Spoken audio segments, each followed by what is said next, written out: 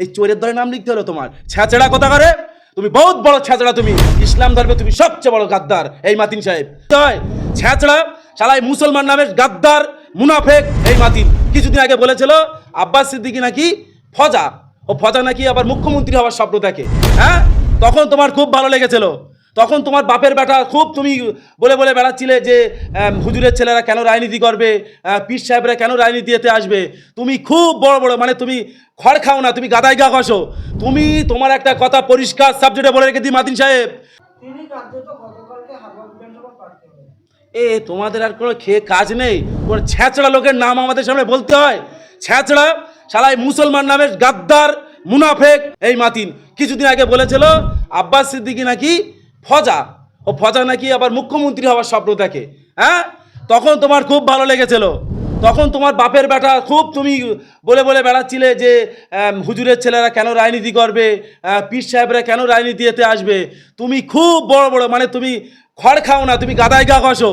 তুমি তোমার একটা কথা পরিষ্কার সাবজেক্টে বলে রেখে দিই মাতিন সাহেব, তুমি হাড়োয়ার মানুষের সঙ্গে যে গাদ্দারি খেলায় খেলেছো, যে মানুষের সঙ্গে তুমি ভেদাভেদে সৃষ্টি করেছো, তুমি সবচেয়ে বড় গাদ্দার। আর আমি তোমার উদ্দেশ্য করে বলছি, তোমার যোগ্য জবাব 2026-এ হাড়োয়ার মানুষ তোমাকে দেবে।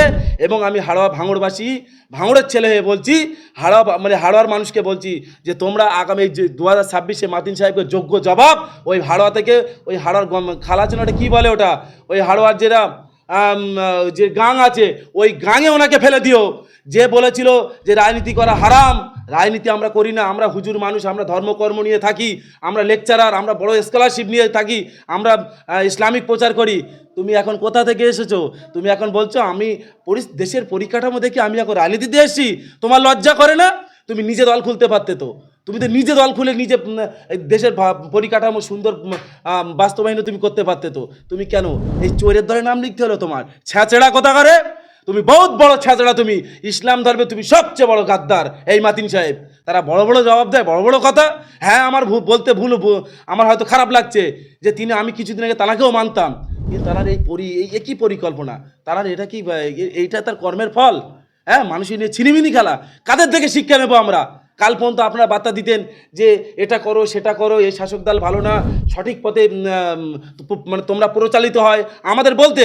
এখন আমরা কোন পথে প্রচালিত হব? হয় কোন পথে প্রচালিত হবে বলুন? আজকে বড় বড় কথা তোমার। হ্যাঁ, তুমি এখন হাড়োয়ার মানুষ ছিলে, ছিনিমিনি খেলো। আবার ভাঙড়ে এসেছিলে। শোনো, তুমি ভাঙড়ে এসেছিলে, আমরা বাড়ি ছিলাম না। আমরা এখন সাংগঠনিক দিক থেকে ভাঙড়ের এখন যে পরিকাঠামো, আমরা খুব খুশিতে আছি। ঈদের সময় কাটাবো, বা মানে আমাদের কি বলো, পারিবারিক বিষয়ে ফ্যামিলি নিয়ে আমরা ঈদের ছুটি কাটাবো। আমরা খুব ভালো মুডে আছি। এমনি স্বাভাবিক একটা নির্বাচন আছে, টেনশন তো থাকবেই, তারপরেও খুশির বার্তা আছে। এই জন্য তারপরে তুমি ঘুরে গেছো ভাঙড় থেকে, আমরা আপনাকে দেখতে পাইনি। তাই মাতিন সাহেব শুনে রেখো, নেক্সট টাইম ভাঙড়ে আসার চিন্তা ভাবনা করা ভুলে যাও। ভাঙড়ে আসার চিন্তা ভাবনা ভুলে যাও।